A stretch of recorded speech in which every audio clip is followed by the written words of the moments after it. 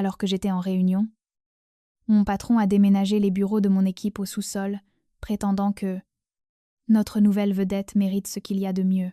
Quand je suis revenue et que j'ai vu mon équipe dépitée, j'ai juste souri et dit « Faites vos cartons ». Mon patron n'avait aucune idée de ce qui l'attendait. Laissez un commentaire pour me dire d'où vous m'écoutez et quelle heure il est chez vous. J'aimerais savoir qui fait partie de notre communauté.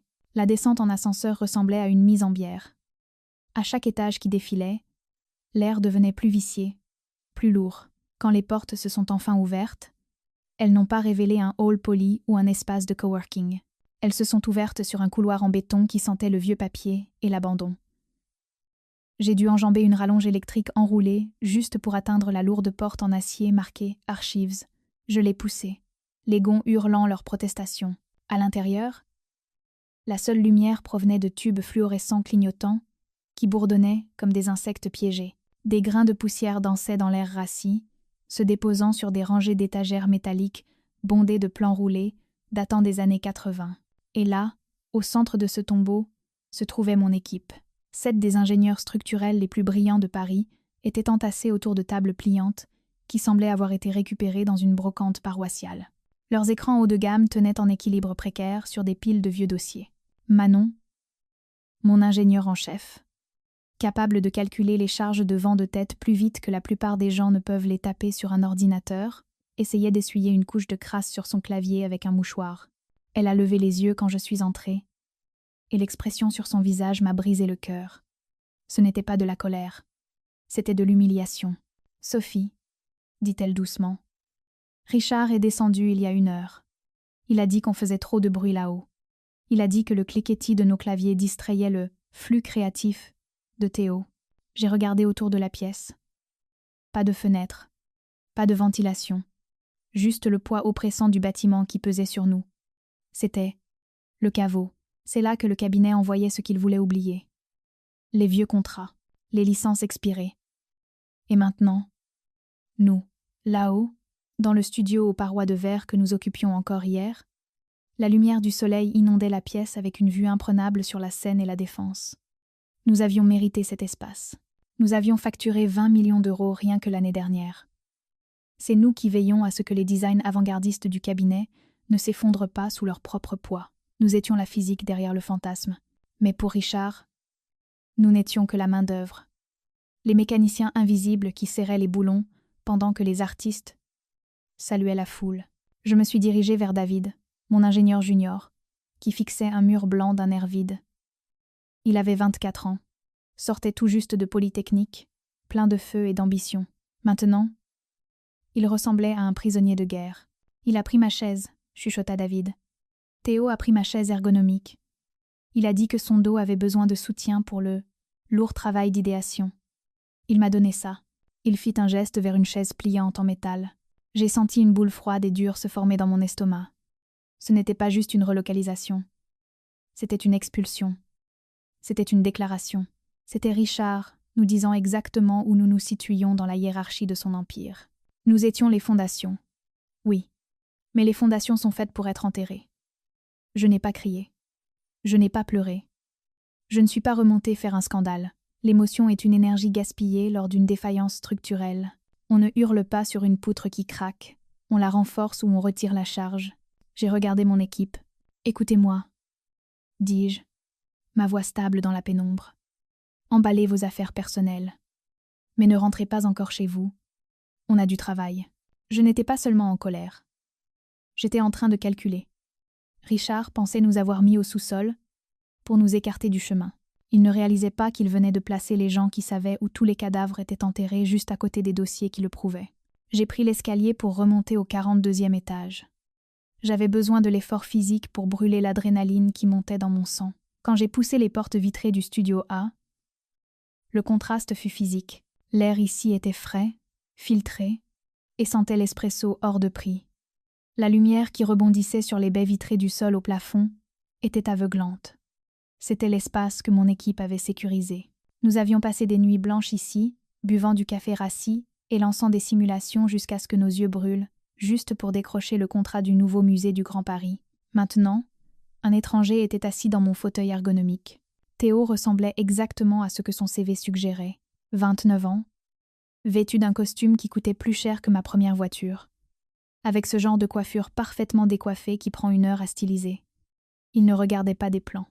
Il regardait une tablette, faisant défiler des images de bâtiments générés par IA qui défiaient la gravité et la logique. Il a levé les yeux à mon approche. Il ne s'est pas levé. Il n'a pas tendu la main. Il a juste souri. Ce sourire large et vide de quelqu'un à qui on n'a jamais dit « Non, tu dois être Sophie », dit-il. L'ingénierie structurelle, corrigeai-je d'une voix plate. La physique qui empêche le bâtiment de tuer des gens. Théo agita la main avec dédain. C'est ça. Les contraintes. Je suis là pour supprimer les contraintes. Je suis là pour bouleverser la skyline. Il se retourna vers le bureau. Mon bureau. Il avait balayé ma plaque de reconnaissance de l'équipe Pritzker dans une corbeille. À la place, il disposait une série d'œuvres d'art conceptuelles encadrées des formes tourbillonnantes et organiques qui ressemblaient à de la cire de bougie fondue. « Richard adore l'énergie », dit Théo en montrant un écran. « Regarde ça. Pas d'angle droit. Pas de colonne de support. Juste du flux pur. » J'ai regardé l'écran. « C'est un porte à faux qui s'étend sur 12 mètres sans treillis, dis-je. Il cassera sous son propre poids, avant même que le verre ne soit installé. Ça, c'est de la pensée négative. » Tonna une voix depuis l'entrée. Richard entra, rayonnant. Il tapa sur l'épaule de Théo, regardant le jeune homme avec le genre de révérence habituellement réservé aux figures religieuses. « Sophie, » dit Richard, son ton refroidissant en se tournant vers moi. « Je vois que tu as rencontré notre nouveau consultant en design visionnaire. Théo apporte une perspective fraîche. Nous devenions trop rigides. La rigidité est ce qui maintient les gratte-ciels debout. Richard, dis-je. Tu vois ?» soupira Richard en regardant Théo. C'est ce dont je parlais. Pas d'imagination. Juste des règles. Je suis restée là, à les observer. Et soudain la colère s'est évaporée. Elle a été remplacée par une réalisation clinique et froide. Je savais exactement ce qui se passait ici. En psychologie, on appelle ça l'effet Dunning-Kruger. C'est un biais cognitif où les personnes peu compétentes dans une tâche surestiment leurs capacités. Cela se résume à une vérité simple et terrifiante. Les incompétents ne possèdent pas les compétences nécessaires pour reconnaître leur propre incompétence. Théo ne mentait pas. Il n'essayait pas de nous saboter. Il croyait sincèrement être un génie.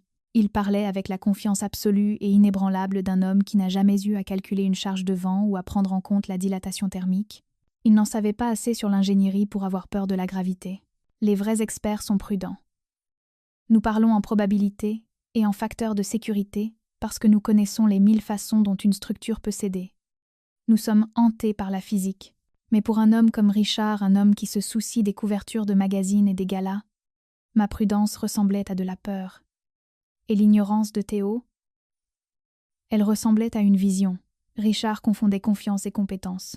Et cette erreur allait lui coûter tout ce qu'il avait. « On n'a plus besoin de calculatrice pour mener la charge », dit Richard en regardant sa montre. « Tu peux soit monter à bord et soutenir sa vision depuis le bas, soit dégager le passage. » J'ai regardé à nouveau l'écran de Théo. Le bâtiment, cire fondue, c'était beau, c'était séduisant, et c'était un piège mortel. J'ai réalisé alors qu'argumenter était inutile. On ne peut pas utiliser la logique pour vaincre une illusion. Si Richard voulait un rêve, je le laisserais l'avoir. Je le laisserais construire son château dans les nuages. Je ne serais juste pas à l'intérieur quand il toucherait le sol. Je comprends, dis-je. Je vais retourner en bas et organiser la transition. Richard hocha la tête, se tournant déjà vers l'écran lumineux de Théo. Bien. Assure-toi que les fichiers soient accessibles. Théo a besoin d'une ardoise vierge. Oh, il aura tout ce dont il a besoin, dis-je. Je me suis retournée et j'ai quitté la lumière, me dirigeant vers l'obscurité, où le vrai travail et la vraie arme m'attendaient. Quand je suis rentrée dans le caveau, le silence était assez lourd pour écraser un poumon. David avait déjà rempli un carton. Il débranchait sa souris, ses mouvements saccadés par la colère. Manon fixait son écran, son doigt planant au-dessus du bouton « Envoyer » sur ce que je savais être un email de démission. L'air avait un goût de défaite. Il ne faisait pas que partir. Il battait en retraite. Il se sentait petit. Ils se sentaient comme les domestiques qu'on avait renvoyés parce que le maître de maison en avait assez de les voir. « N'appuie pas sur envoyer », dis-je. Ma voix trancha le bourdonnement des ventilateurs. Manon leva les yeux rouges. « Sophie, je ne peux pas, dit-elle, la voix tremblante. Je ne peux pas rester assise ici et faire les maths pour un type qui pense que la gravité est une suggestion. J'ai une dignité. Je sais, dis-je en marchant vers le centre de la pièce. C'est pour ça qu'on ne démissionne pas. Pas encore. On attend quoi? Claqua David en fourrant une photo encadrée dans son carton. Des excuses? Elles ne viendront pas. Non, dis-je. On attend le transfert. Je les ai regardés. 7 personnes capables de calculer le point de rupture d'un pont suspendu dans leur sommeil. Ils étaient brillants, et Richard les avait convaincus qu'ils ne valaient rien parce qu'ils ne brillaient pas. J'avais besoin qu'ils voient ce que je voyais. Regardez en haut, dis-je en pointant le plafond. Ils ont regardé. Au-dessus de nous, courant le long de la dalle de béton, se trouvait une énorme poutre IPN en acier rouillé. C'était laid, c'était couvert de poussière et de flocages coupe-feu. Ça ne ressemblait en rien au chrome poli et au verre du hall d'en haut. Cette poutre, dis-je, ma voix basse et stable. Personne ne la prend en photo. Personne ne lui donne de prix. Quand les gens entrent dans ce bâtiment, ils parlent de l'atrium, ils parlent de la lumière, ils parlent de la façade. Je me suis approchée et j'ai posé ma main sur le métal froid et rugueux d'une colonne de support. Mais cette poutre soutient 40 étages d'égaux. Elle soutient le penthouse en verre. Elle soutient le bureau de Richard. Elle est invisible, sans louange et silencieuse. Mais si vous l'enlevez, tout s'écroule. Je me suis tournée vers eux. Nous sommes les poutres en acier. Richard pense qu'il peut nous remplacer par du placo parce que le placo est plus joli. Il pense qu'il peut peindre par-dessus la physique, mais il oublie ce qui se passe quand on enlève le mur porteur. J'ai vu un changement dans les yeux de Manon. La honte s'évaporait, remplacée par une étincelle de reconnaissance. On ne va pas partir comme des victimes, dis-je. On va partir comme une défaillance structurelle, soudaine, catastrophique, et entièrement conforme au code. J'ai sorti un dossier de mon sac et je l'ai laissé tomber sur la table pliante. Il atterrit avec un bruit lourd. Je viens d'avoir Patricia au téléphone, dis-je. La pièce se figea. Patricia dirigeait le cabinet rival à l'autre bout de la ville. C'était la concurrente la plus féroce de Richard, surtout parce qu'elle comprenait réellement l'ingénierie. Elle est au courant pour le contrat du nouveau musée, continuai-je. Elle sait que Richard pivote vers l'esthétique d'abord. Et elle sait que ça signifie que le vrai talent est actuellement assis dans un sous-sol à chercher la sortie. J'ai ouvert le dossier. Elle offre des salaires de base de 150 000 €. 50 000 € de prime à la signature. Contrôle créatif total sur la division structurelle. Et un bureau d'angle avec des fenêtres qui s'ouvrent vraiment. David lâcha son carton. Manon se leva. « Pour qui ?» demanda David. « Toi ? Pour nous tous, dis-je. C'est un package. La division ? Architecture invisible. Mais on doit faire vite. Et on doit faire ça intelligemment. » Je me suis penchée, baissant la voix. On ne va pas juste partir. On va initier le plan de transition. Richard veut une ardoise vierge pour Théo. On va lui donner exactement ça. On va organiser chaque fichier, chaque calcul, chaque simulation. On va emballer notre propriété intellectuelle si proprement qu'il ne réalisera même pas ce qu'il perd avant d'essayer d'ouvrir un fichier et de réaliser qu'il ne sait pas lire la langue. On va laisser Théo dessiner son bâtiment de rêve, dis-je, un sourire froid touchant mes lèvres. Et on va s'assurer que quand on franchira cette porte, on emmènera la physique avec nous. Victor, mon spécialiste matériel senior qui était resté silencieux dans le coin, prit enfin la parole. Il fit craquer ses jointures. « Je vais commencer à extraire les logs du serveur, » dit-il. « Si on part, je m'assure qu'on ne laisse pas un seul octet de nos algorithmes propriétaires derrière nous. Fais-le, » dis-je. L'énergie dans la pièce changea instantanément. Ils n'étaient plus une équipe vaincue dans un sous-sol. Ils étaient une équipe de démolition, et on venait de leur donner le détonateur. 3 jours plus tard, la convocation arriva. Nous fûmes rappelés là-haut dans la salle de conférence principale, pas pour participer, mais pour être témoins de l'avenir. La salle était bondée. Designers juniors, stagiaires et actionnaires s'entassaient autour du mur d'affichage principal. Richard se tenait devant, ressemblant à un monsieur loyal, sur le point de dévoiler un tigre. Théo se tenait à côté de lui, portant un costume trop serré et un sourire trop large. Je me tenais au fond avec Manon et David, Nous étions les fantômes au banquet, silencieux, vigilants. Mesdames et messieurs, annonça Richard, sa voix tonnante. Pour le projet du musée, nous avions promis quelque chose d'iconique. Nous avions promis de redéfinir l'horizon de Paris, et Théo a tenu promesse. Il retira le drap de velours du panneau de présentation. Un halètement collectif traversa la pièce. Je n'ai pas haleté. J'ai plissé les yeux. Le rendu montrait une structure massive et scintillante s'avançant depuis le corps principal du musée au-dessus des quais de Seine. C'était une aile en porte, à faux entièrement faite de verre et d'acier, s'incurvant vers le haut comme une vague sur le point de déferler. Elle n'avait aucun support visible, pas de trellis, juste un arc élégant et sans couture s'étendant à 25 mètres dans les airs. Nous l'appelons la courbe infinie, dit Théo rayonnant. Elle représente le potentiel illimité de l'esprit humain. Je me suis avancée.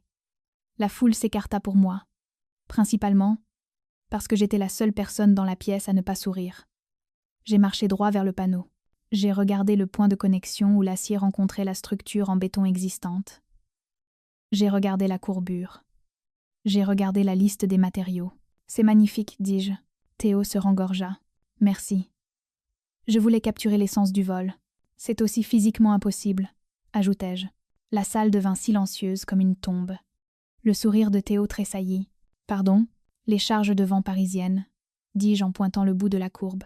À cette extension, sans renfort externe, une rafale de 100 km/h venant du couloir de la Seine créera une force de torsion d'environ 180 tonnes. L'acier va se tordre. Le verre va éclater. Et la structure entière va se cisailler du bâtiment principal et écraser le trafic de l'heure de pointe sur les quais. Je me suis tournée vers Richard. C'est un piège mortel, Richard. Ça crée un effet tunnel qui va amplifier les vibrations. C'est le pont de Tacoma qui attend de se reproduire, mais avec des éclats de verre. Le visage de Richard vira à une nuance dangereuse de violet. Il s'interposa entre moi et le panneau, protégeant l'art de ma logique. C'est exactement pour ça que tu es au sous-sol, Sophie, cracha-t-il. Tu cherches des problèmes. Théo cherche des solutions. La gravité n'est pas un problème qu'on résout avec de l'optimisme, répliquai-je. Ma voix s'élevant juste assez pour porter jusqu'au fond de la salle. C'est une loi, tu ne peux pas construire ça. Rien que la dilatation thermique sur autant de verre incurvé fera sauter les panneaux hors du cadre la première fois que la température passera sous zéro. Assez. Richard frappa du poing sur la table. Il regarda autour de la pièce, voyant les regards nerveux du personnel junior. Il avait besoin de réaffirmer son contrôle. Il avait besoin de m'humilier. « Tu sais ce que c'est ?» dit Richard, un ricanement tordant sa lèvre. « Ce n'est pas de la physique. C'est de la jalousie. » Il rit. Un son dur et aboyant. « Tu es aigrie, Sophie. Tu es aigrie parce que Théo est jeune, il est frais, et il a des idées qui n'impliquent pas de feuilles de calcul. Tu deviens obsolète, et tu ne le supportes pas. Tu essaies de saboter son moment parce que tu sais que tu ne pourrais jamais rêver aussi grand. » Il se tourna vers la salle. « C'est une ancre, déclara-t-il. Elle veut tous nous tirer vers le fond parce qu'elle a peur de voler. Eh bien, j'en ai fini d'écouter les encres. » Il prit un stylo plume en or. Il tira vers lui les documents d'approbation de construction, les formulaires légaux qui autorisaient le design pour un contrat immédiat. « Richard, ne fais pas ça, dis-je. C'était ma dernière courtoisie professionnelle. Si tu signes ça, tu autorises une défaillance structurelle. Tu acceptes la responsabilité pour un design qui ne peut pas tenir. Regarde-moi faire, dit-il. Il me regarda droit dans les yeux et signa son nom avec fioriture. Le grattement du stylo sur le papier sonna comme un os qui casse. La construction commence dans 2 semaines, annonça Richard en jetant le stylo sur la table. Avec ou sans toi, j'ai regardé la signature. C'était fait. Il avait officiellement, légalement, approuvé un bâtiment qui violait les lois de la physique. Il avait contourné l'examen de sécurité. Il avait ignoré l'avertissement. J'ai senti un calme étrange s'installer en moi. La colère avait disparu. À sa place se trouvait la certitude froide et dure d'une équation qui s'équilibre. « Compris, dis-je. » Je me suis tournée vers mon équipe. Manon avait l'air terrifiée. David avait l'air malade. Je leur ai fait un signe de tête à peine perceptible. « Le piège est en place. Profite de ton moment, Théo. » dis-je doucement, en passant devant lui. « Tu as vraiment défié la gravité. » Je suis sortie de la salle de conférence, les laissant à leurs applaudissements. Ils pensaient célébrer un chef-d'œuvre. Ils ne réalisaient pas qu'ils applaudissaient leur propre enterrement. Le vendredi matin arriva avec la précision d'une montre suisse. Je n'ai pas apporté de carton au bureau. Je n'ai pas apporté de plantes. J'ai apporté une seule clé USB cryptée. En bas dans le hall, Patricia attendait. Elle ne se cachait pas dans une voiture ou dans un café. Elle était assise sur l'un des canapés en velours, passant en revue une pile de contrats sur sa tablette. Elle leva les yeux quand je suis entrée avec mon équipe derrière moi. 7 personnes, vêtues non pas des jeans poussiéreux du sous-sol, mais des costumes taillés et impeccables, de cadres dirigeants. Patricia se leva. Elle ne nous a pas serrés dans ses bras. Elle m'a serré la main. « Les contrats sont exécutés », dit-elle, sa voix portant la confiance tranquille de quelqu'un qui sait qu'il vient de gagner au loto. Salaire de base de 150 000. Primes à la signature de 50 000 € pour chaque membre viré ce matin. Les avantages commencent immédiatement. « Merci, Patricia, dis-je. On descend dans 20 minutes. Prenez votre temps, » sourit-elle. J'aime regarder une démolition. Nous avons pris l'ascenseur jusqu'au penthouse pour la dernière fois. Nous n'avons pas frappé. Nous sommes entrés dans la salle de conférence principale, où Richard et Théo sirotaient des lattes, regardant des échantillons de tissu pour l'intérieur du musée. Richard leva les yeux, agacé. « Sophie ? Je croyais t'avoir dit de rester en bas jusqu'à ce que les fichiers de transition soient prêts. »« Ils sont prêts, » dis-je. J'ai posé la clé USB au centre de la table en acajou. Elle fit un clic net contre le bois. « Cette clé contient tout, » dis-je. Chaque fichier CAD, chaque calcul de charge, chaque contact fournisseur et chaque log serveur de la division structurelle. C'est toute la propriété intellectuelle de l'équipe que tu as exilée. Richard eut un sourire en coin. Il prit la clé, la faisant sauter dans sa main comme un jouet. « Enfin, » dit-il. « Maintenant Théo peut vraiment se mettre au travail sans que tu traînes les pieds. J'accepte vos démissions. Au fait, je suppose que c'est ça ? Une sortie théâtrale ?» Théo ne leva même pas les yeux de ses échantillons. « Salut Sophie. Bonne chance avec les... » « Il y a un fichier de plus sur cette clé, » dis-je. « Dossier 001. Il est intitulé « Évaluation de responsabilité structurelle, la courbe infinie ». Richard marqua une pause. « C'est quoi ça ? » « C'est un rapport d'ingénierie certifié, » dis-je, ma voix descendant dans un registre purement transactionnel. Il détaille les coefficients de dilatation thermique des panneaux de verre incurvés que Théo a spécifiés. Il prouve, avec une certitude mathématique, que lorsque la température à Paris passera sous zéro, ce qui arrive environ 40 jours par an, le cadre en acier se contractera de 3 mm de plus que le verre. J'ai fait un pas de plus. Les panneaux ne vont pas juste se fissurer, Richard. Ils vont exploser. La façade entière va pleuvoir du verre sur la rue en contrebas. C'est une probabilité de 100% d'échec catastrophique dans les 6 mois suivant l'achèvement. Richard rit, mais ça sonnait creux. Tu bluffes. Tu essaies juste de me faire peur parce que tu es jalouse. Je ne bluffe pas, dis-je. Je calcule. Et voici la partie intéressante. Continuai-je. Hier, tu as signé l'autorisation de construction. Tu as légalement approuvé le design. À ce moment-là, tu étais juste incompétent. Tu pouvais plaider l'ignorance. Tu pouvais dire que tu faisais confiance à ton consultant visionnaire.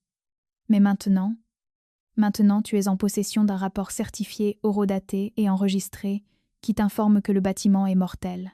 Si tu procèdes à la construction maintenant, ce n'est plus un accident, c'est de la négligence criminelle. La couleur quitta le visage de Richard si vite qu'on aurait dit un effet spécial. Si tu le construis, dis-je, tu vas en prison.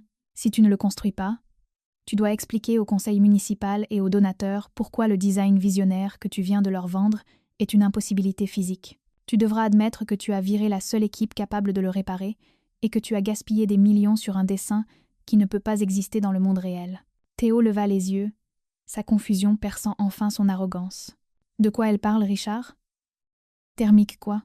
La ferme, Théo, chuchota Richard. Il fixait la clé dans sa main comme si c'était une grenade dégoupillée. Tu m'as piégé, dit-il, sa voix tremblant de rage. Tu as attendu que je signe les papiers. J'ai attendu que tu fasses ton choix, corrigeai-je. Tu as choisi l'esthétique plutôt que la physique. Tu as choisi une fraude plutôt que tes fondations. J'ai juste fait en sorte que la paperasse reflète ce choix. J'ai regardé mon équipe. Ils se tenaient droit, les épaules en arrière. Ils n'étaient plus les domestiques. Ils étaient les architectes de ce moment. On part maintenant, dis-je. Patricia attend en bas. Oh, Et Richard? Il leva les yeux, la sueur perlant sur son front. N'essaie pas d'effacer le fichier. J'ai envoyé une copie à l'assureur responsabilité civile du cabinet ce matin. Ils ont le droit de savoir ce qu'ils couvrent. Je lui ai tourné le dos. Je n'ai pas regardé la vue. Je n'ai pas regardé les meubles coûteux. Je suis sortie par les portes vitrées, mon équipe emboîtant le pas derrière moi. Derrière nous, j'ai entendu le son de Théo demandant « Mais, on peut toujours utiliser le verre. » Hein? Et le son de Richard hurlant. C'était le plus beau son que j'ai jamais entendu. Ça ressemblait à la gravité reprenant enfin ses droits. 6 mois, c'est long dans le monde de la construction. C'est assez de temps pour couler une fondation, ériger un squelette d'acier et voir un horizon changer. Mais c'est aussi assez de temps pour qu'une réputation s'effondre complètement. Je suis entrée dans mon bureau au cabinet de Patricia. Ce n'était pas un penthouse en verre conçu pour intimider les clients, et ce n'était pas un caveau poussiéreux conçu pour cacher des secrets. C'était un espace de travail. Il était rempli de lumière naturelle, de larges tables couvertes de schémas, et du bourdonnement d'une collaboration respectueuse.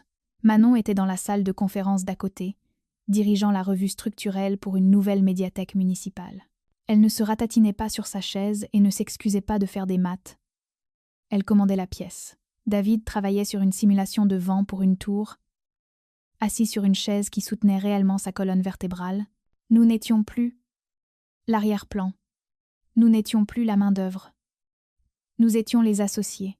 La transition n'avait pas été sans heurts, quitter un environnement toxique ne l'est jamais.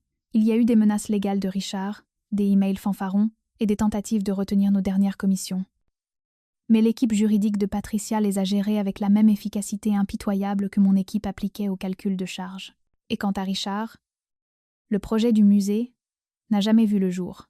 Il s'est avéré que lorsque vous remettez un rapport certifié prouvant une négligence criminelle à un assureur, il a tendance à retirer la couverture très rapidement. Sans assurance, la ville a retiré le permis de construire. Sans permis, les donateurs ont retiré le financement. Richard a essayé de tourner ça à son avantage. Il a essayé de prétendre qu'il réimaginait la vision. Mais le mal était fait. Il a dû se tenir devant le conseil municipal et expliquer pourquoi il avait approuvé un design qui était mathématiquement garanti d'exploser. Il a dû admettre qu'il avait viré les seules personnes qui savaient comment faire tenir le bâtiment debout. La courbe infinie est devenue une blague dans l'industrie, un symbole de l'orgueil démesuré face à la physique. Le cabinet de Richard a perdu l'acompte de 25 millions. Et les procès pour rupture de contrat serpentent toujours dans les tribunaux. Il est actuellement en train de vendre ses actifs pour couvrir les frais juridiques. Et Théo, le visionnaire, ce n'est pas la physique qui l'a finalement fait tomber. C'était le plagiat.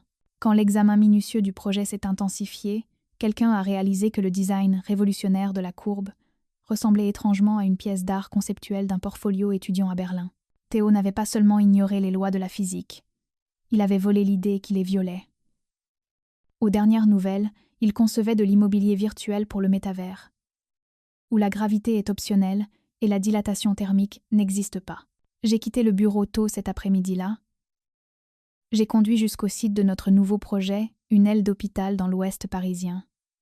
Ce n'était pas glamour, ça ne ferait pas la couverture d'un magazine d'art, mais c'était important. J'ai mis mon casque de chantier et j'ai marché dans la boue jusqu'à la charpente. Le squelette du bâtiment montait. Je me suis dirigée vers une colonne massive en acier, s'élevant à 12 mètres hors de la semelle en béton. J'ai enlevé mon gant et j'ai posé ma main contre le métal froid et rugueux. C'était brut. C'était laid pour quiconque ne savait pas ce qu'il regardait. C'était couvert de calamine et de marquages d'atelier. Bientôt ce serait couvert de flocage, puis de placo, puis de peinture. Les médecins, les infirmières et les patients qui marcheraient dans ces couloirs ne le verraient jamais. Ils ne sauraient jamais que c'était là.